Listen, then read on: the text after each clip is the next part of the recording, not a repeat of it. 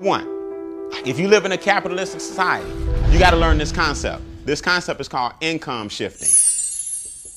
Income shifting. Income shifting basically means I understand that in America, I only get paid in three ways, or there are three types of income I can generate in a capitalistic society.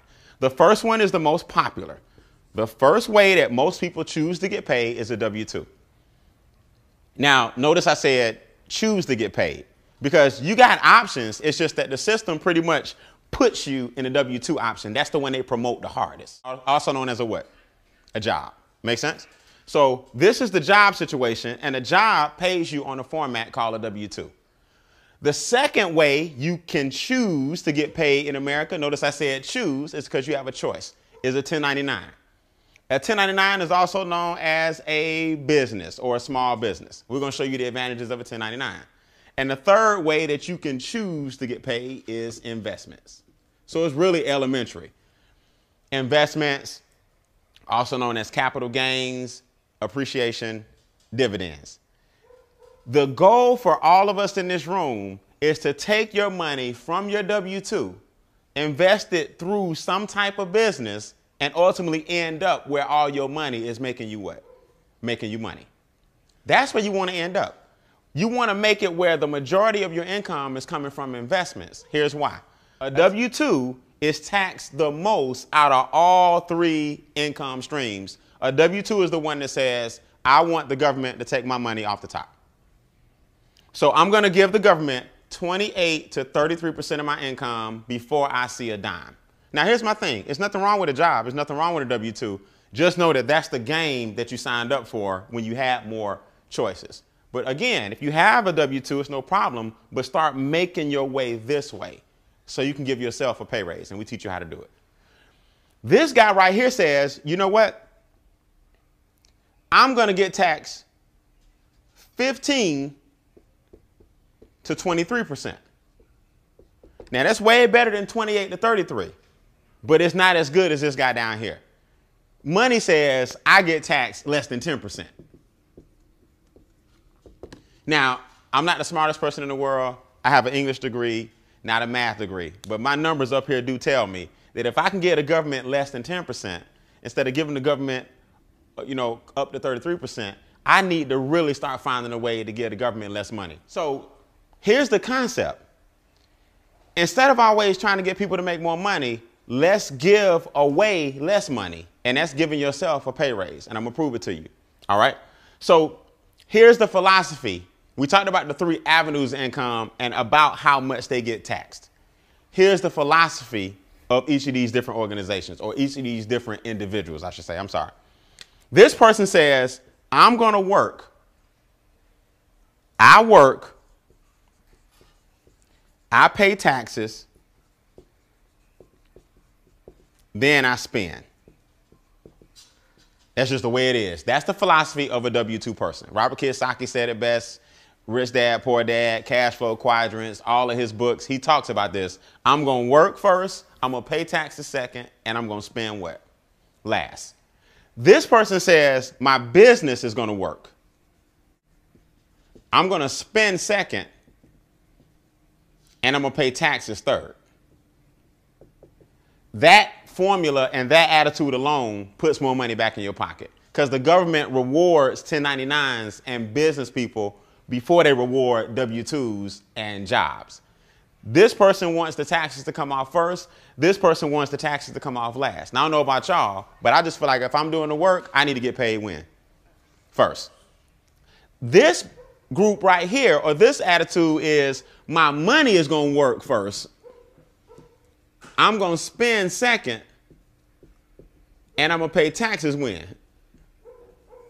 Last. So either way, these two are more beneficial because you pay taxes in the end. So let's get into it. How in the world do you literally shift your income from one income stream to the next? All right, this is real simple. In our company, we teach you three strategies to go from the highest tax bracket, or the highest form of being taxed, to the lowest form of being taxed. Three strategies. Okay, remember I told you it's three solutions to your four problems. Strategy one is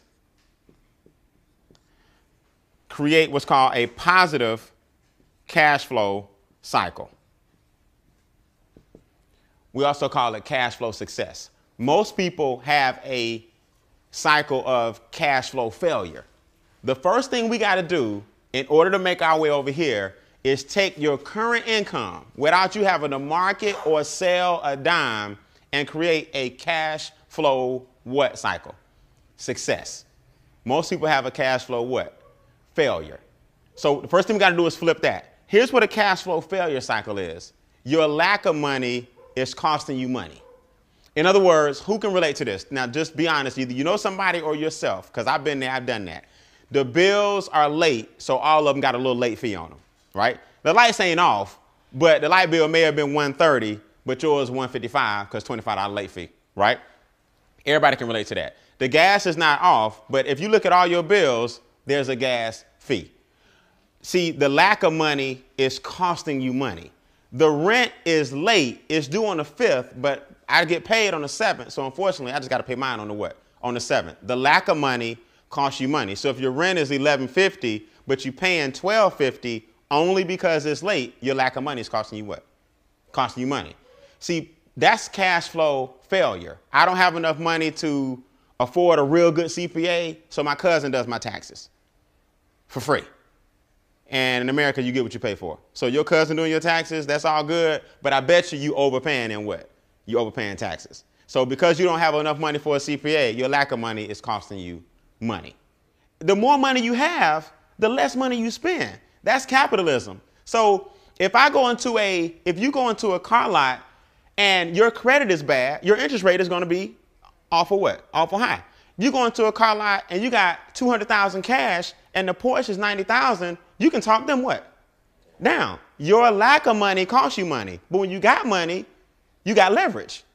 So the first thing we got to do is flip your current situation around so that you got more cash flow coming into your own household. And before we show you anything else, you got to make your money positive and not what? Not negative. I go stroke a check. I know it ain't there, but I'm going to try to beat it to the bank. I swipe my debit card and I'm going to try to beat it. $36, late fee, 40, whatever, $28. My lack of money costs me what? Money. See, here's what people miss. You might say to yourself, well, Brian, them little late fees, not really a big deal on my gas bill, cell phone bill, credit card bill. When you add each of those up per month, let's just say it's $50. Multiply that by 12, that's $600. Multiply that by your working years, times 40 years. You in late fees paid tens of thousands of dollars in late fees. Now, if you had those late fees back and you were investing them, that's where your $1 million is. Your $1 million, you got your $1 million, is caught up in negative cash flow. So strategy one, convert you from cash flow failure to cash flow what? Success. Using your own what? Money. Here's how you do it. Here's the first thing you need to do. The first thing most Americans need to understand is their W-4 is filled out wrong. That's the form you filled out when you first got your job that told the government how much taxes to take out. Most people filled it out so long ago, and human resources really can't help you fill it out. And most people don't understand the W-4 and didn't claim or didn't have enough exemptions and gave the government the majority of their money. Now, if you go to irs.gov on the website, it states most people, which is 114 million Americans, have their form filled out incorrectly. It says they are overpaying taxes on average of $40 a week too much.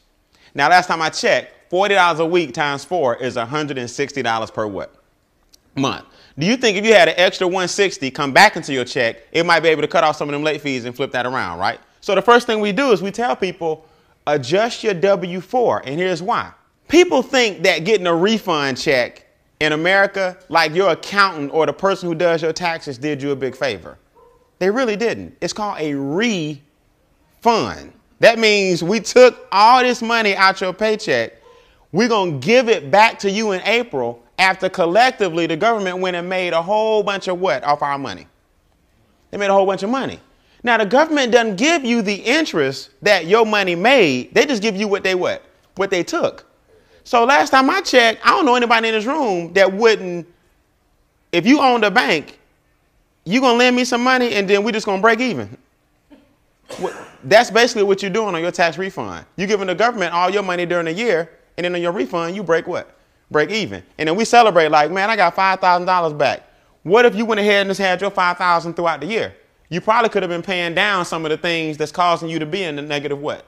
Cash flow cycle. So we tell people the first thing you need to do is take a serious look at your W-4 because 114 million people have it filled out incorrectly. The IRS website states most people may be using their tax returns as a forced savings. Who know I'm telling the truth, right? It's a forced savings. You know it's a big check coming back, and because most people don't have discipline, they look forward to that big check. The IRS website states you may be better off paying down debts. That's on the IRS website. So Uncle Sam is telling you, look, why are you giving all your money to us when you really could be using it during the year to get yourself out of debt? And now you won't get this big refund check in April, but you have money now that you can invest and create a refund retirement account. See the difference? So that's the first thing we teach you. When you adjust your W-4, then we teach you, okay, so let's look at this. We adjusted your W-4, so your income went up, but the taxes went what? Down. Now we teach you how to use the tax money that you were paying and put it on all your extra what? On all your debt. Now your debt is going where? Down. Then we show you how to change your behavior because we have a software where you input all these numbers, real simple, plug and play, and you start seeing the program work. You're like, man, I've been eating out a lot. Man, if I just got rid of this bill, if I just got rid of that bill, I'd have an extra $230 a month. If I wasn't paying so much money over here, I could take that $230 and put it over here. I'm going to show you a true story of how this works. So once your income has an increase, your taxes, debt, and expenses have a decrease, you start flipping your cash flow cycle what? Around. From negative to what? Positive. Give you guys a startling statistic just on this right here alone.